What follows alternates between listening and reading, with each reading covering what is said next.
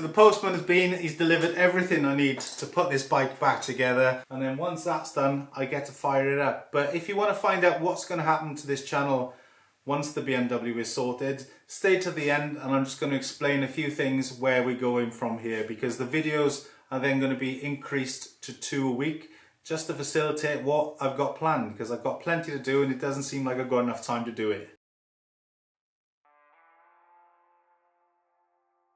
Getting straight into it, I started filling the transmission with fluid, and when it started to overflow I got the new filler screw ready, stuck that in there and got to work tightening it. I'll then give it a bit of a clean to get rid of that excess oil before using the torque wrench.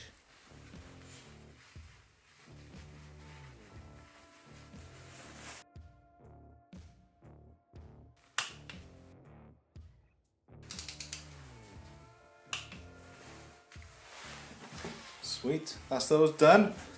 You may remember me moaning about these screws in another episode, and that's because pretty much the state that somebody had left these in at the edge. They're sharp, they're almost rounded, so I said about buying new ones, and that's exactly what I did. And I bought black ones so they sort of look a bit better in there. But not only that, they were only £2, you know what I mean? So somebody's rounded 2 screws off when they only had to pay £2 to replace them with a much better looking screw and one that's not knackered.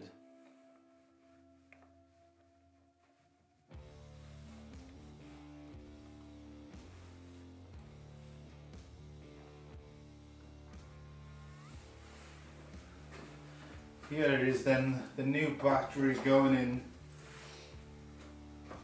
I don't think I could have made that other one start.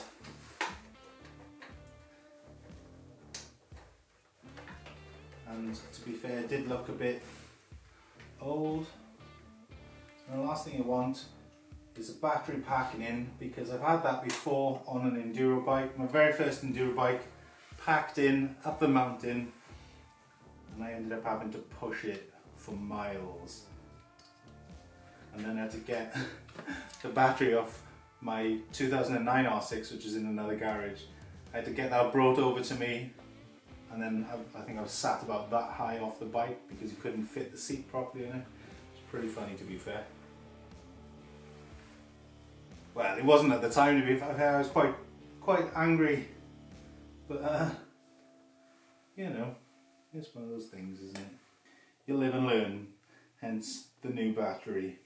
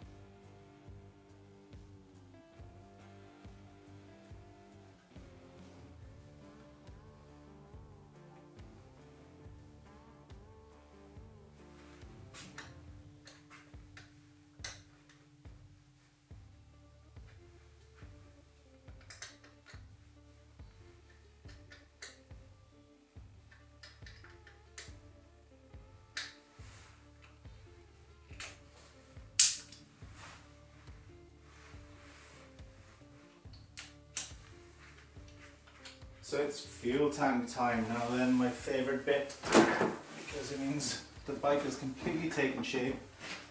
And in the previous video, the first one, I spilled fuel everywhere because this was slightly open, and what that meant was I didn't have time to mark these little pipes here to show me which one should be connected where. I just wrapped it off and run with it. So it's going to be a bit of trial and error with this one. And then, not forgetting this little bit to go on the front of the fairing mind.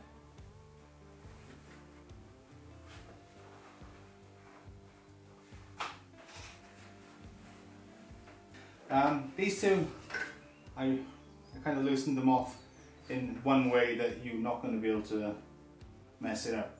And I left the plastic connector on this one so that it would go into the other one no problem. And then I left the plastic connector on the opposite one so this one could click straight in. So that shouldn't be an issue.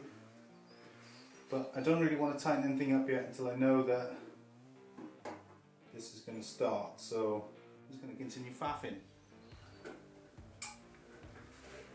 So that's the electrical part of it connected. So not too worried.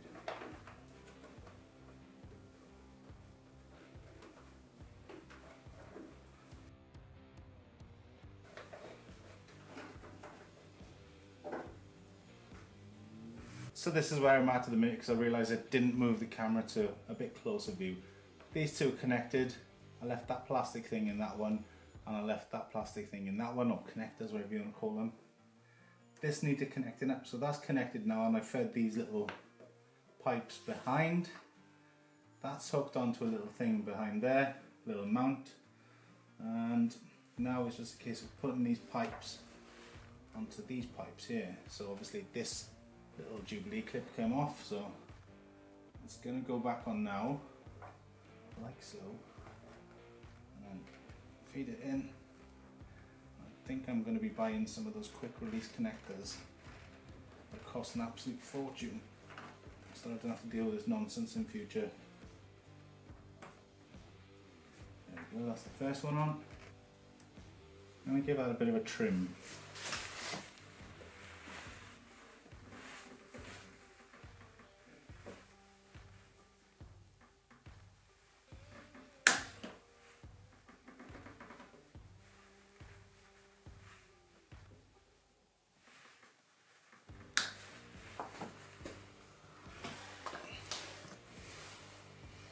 Sweet as a nut. If I'd seen that sooner, obviously I would have done that sooner. Should have paid attention to it when I was messing with the fuel tank.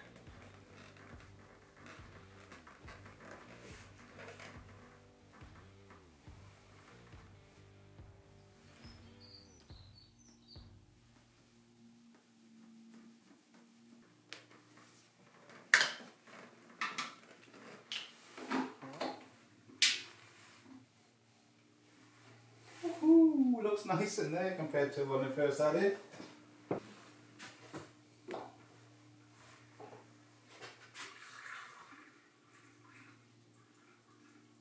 I'm obviously not going to put a lot of fuel in there just in case I have to take it off and redo it. And here's the moment I've been waiting for so long now.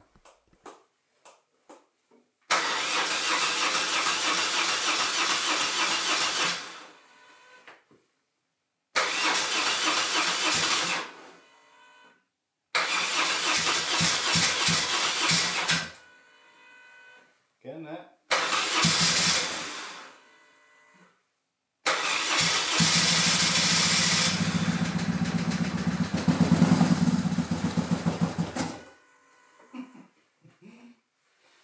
She fires up. Finally. Let's give it a bit of choke.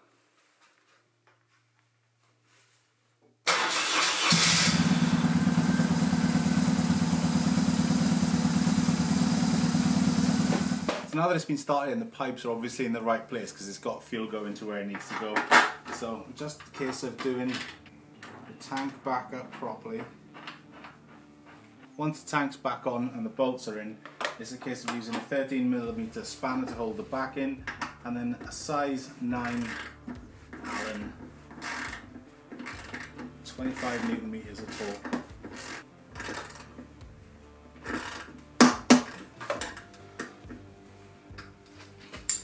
So with that torqued up, the final thing I had to get this new is the side panel, and the reason I've had to get it new is because somebody snapped off one of the plastic things there, and instead of them replacing this, they just epoxied it on or something. So the moment I pulled on it to get it off, it just broke, leaving me with the bill. So I'll try and get this out now.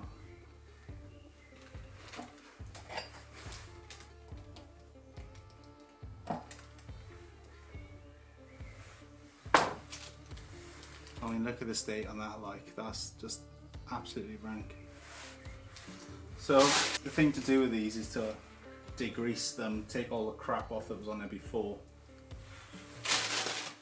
then re-grease these and then slide them on, so that the next time you have to take it off, it'll come off a lot easier, and then you don't have to leave it for the next guy to buy the bike and then have to fork out on a new one because you've done a botched job.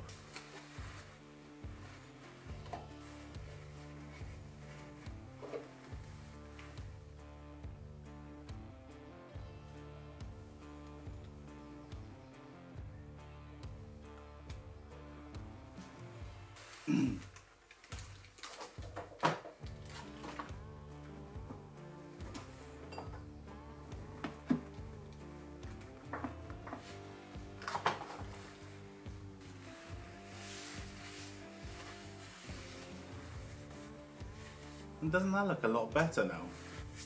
Job well done. And then the next person comes along and just pull it gently and out it'll come. Easy. Job, a proper job and all. So with the tank completely fixed in place and with the new panel added, it was time to start the bike again and get it running up to temperature.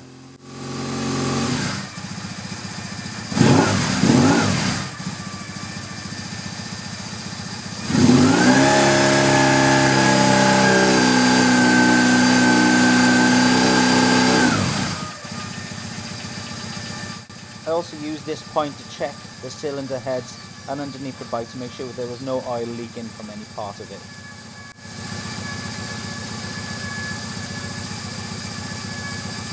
And if you're wondering what that whining is, it's the fuel pump, because there's so little fuel in it, the bike is about to run out.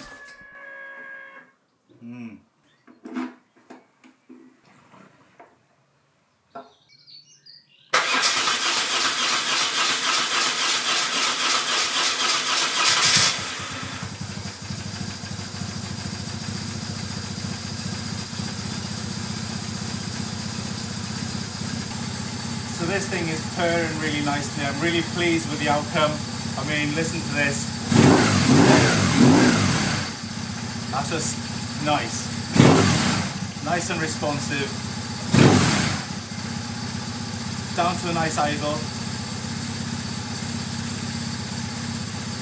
Yeah, just really happy with that. So I'm going to kill the bike and then talk to you about what's going on with the channel from now on.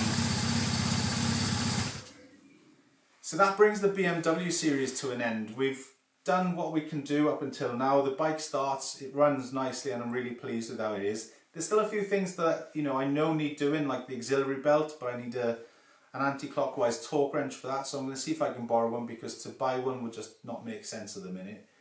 The tank still needs attention. There's still plenty of rust underneath there that could do with dealing with, but again, it's not major rust, it's just something I could deal with again in the future. I think the key factor now is just getting on the bike and enjoying it while we got some sunshine, and I can take it off-road as well in the sort of rougher weather, so if that's a word, but I can just enjoy the bike now for what it is. That's the plan going forward. Again, another plan going forward is 2 videos a week. I'm going to be doing some riding on a Wednesday or Thursday night. That's going to be the upload for that. And then the Sunday will continue to be sort of fixing or maintaining motorcycles, starting with these 2. They both need maintenance, so they're going to be uploaded every Sunday. And they're going to fill the gap in between the BMW and my new project that I'm going to have, which will be a complete video in itself, so I will introduce that. But it's been in the background of all the videos so far. It's my first ever bike, and if you've seen it and you know what bikes are without fairings on, you'll know what it is. But that's the plan going forward. I'm not going to say anything else about it now. I'll just bring this video to a close. Thank you very much for watching, and I'll bring you another upload soon.